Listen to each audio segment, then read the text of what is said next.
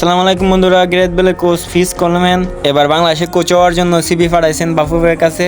ফিজ কোলম্যানের মতন একজন কোচ বাংলাদেশে দায়িত্ব নিতে এখন আগ্রহী, যিনি একবার একটানা 5 বছর ইংলিশ প্রিমিয়ার লিগের ক্লাব ফুলহামকে কোচিং করিয়েছেন। তিনি একবার যদি ভালো কোচ না হতেন তাহলে ফুলহামের মতন ক্লাবে একটানা অত বছর থাকতে পারতেন না। এখানেই তার গুরুত্ব বোঝা যাচ্ছে। আবার 2016 সালে ওয়েলসকে ইউরোর সেমিফাইনালে তুলেছিলেন, অথচ তাকে নিয়ে দেশের মিডিয়ার মধ্যে কোনো আলোচনাই নাই। কোলম্যানের যে বেতন সেটাও বাংলাদেশের জাতীয় দলের কোচের জন্য বর্তমানে বাফুফে যে স্যালারি নির্ধারণ করেছে তার ভিতরে কিন্তু এই কোচের বাজেট আছে। এই কথা জানাইছেন কোলম্যানের এজেন্ট নিজেই। এরপরও তাকে নিয়ে কেন কথা উঠে না? আসেন একটু দেখি কোলম্যানের কোচ হিসাবে কেমন যোগ্যতা। এখন পর্যন্ত বাফুফেতে যতজন সিভি পাঠাচ্ছেন সব থেকে হাই প্রোফাইল কোচ এখন কোলম্যান। তার খেলোয়াড় জীবন এবং কোচিং ক্যারিয়ার পুরাই মাখন। প্রায় 500টা ম্যাচ খেলেছেন ইংলিশ প্রিমিয়ার লিগ এবং চ্যাম্পিয়ন্স লিগ মিলে। ইংলিশ প্রিমিয়ার লিগ এবং চ্যাম্পিয়ন্স লিগে যে খেলোয়াড় খেলেছেন তাদের যোগ্যতা কেমন সেটা আমাদের আমজাদ চৌধুরীকে দেখলেই বোঝা যায়। আমাদের Amjad Chowdhury English premier league এবং চ্যাম্পিয়নশিপ খেলেছেন।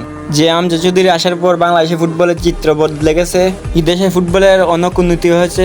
সারা দেশের মানুষ যারা ফুটবল থেকে মুখ ফিরিয়ে নিয়েছিলেন তারা এখন কিন্তু বাংলাদেশে খেলা হলে বাংলাদেশে খেলা দেখতে বসে যান। সেই ইনাফের একজন কোচ যদি বাংলাদেশে ফুটবলে আসেন তাহলে বদলে যাবে বাংলাদেশের পুরো চিত্রটাই। খেলোয়াড় হিসেবে ফুলহাম এবং ক্রিস্টাল প্যালেসের ডিফেন্ডার হিসেবে খেলেছেন। 500+ তিনি ক্লাব ম্যাচ খেলেন। কোচিং ক্যারিয়ারে তিনি কোচিং করেছেন ফুলহাম, সান্ডারল্যান্ড এবং রিয়াল সোসিয়েদাদ এবং ফেবি চায়নার মতন ক্লাব পরিচালনা করেছেন। তার সব থেকে বড় অর্জন ছিল ওয়েলসকে ইউরোর সেমিফাইনাল নিয়ে যাওয়া। 2016 সালে গ্যারেথ বেলের টিম ওয়েলসকে নিয়ে গেছিলেন সেমিফাইনালে। সেখানে তার পরাজিত হয় রোনালদোর দল পর্তুগালের সাথে।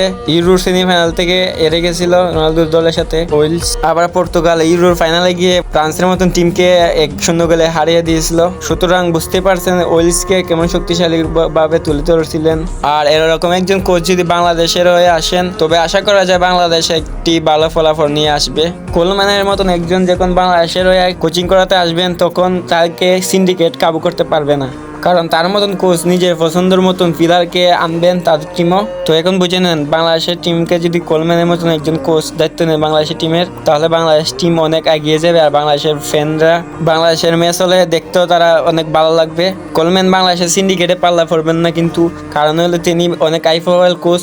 তার যেরকম প্লেয়ার দরকার সেরকম প্লেয়ার কি কিন্তু তার টিমে আনবে। গ্যারেথ বেল তাদের মতন তারকাকে যখন তিনি সামলাতে পারছেন তো বাংলাদেশে আমজাদ চৌধুরীদেরকে সামলাতে কোনো ব্যাপারই না। কোচ কাবরেরা মাসিক বেতন আসলো $13,000 থেকে $14,000। এখন বাফুফে বেতন বাড়াইয়া $30,000 করেছেন কোচের। ফিজ কোলম্যানের যা বেতন তা বাফুফে দিতে এখন প্রস্তুত, যদি বাফুফে এখন পছন্দ করে ফিজ কোলম্যানকে। কোচের সিভি দেওয়ার সময় শেষ এখন। তো ফিজ কোলম্যানের মতন কোচ যদি বাংলাদেশ টিমকে দায়িত্ব নেন তাহলে বাংলাদেশ টিম অনেক উন্নতি হবে। বাংলাদেশের টার্গেট থাকবে বিশ্বকাপ জিতার।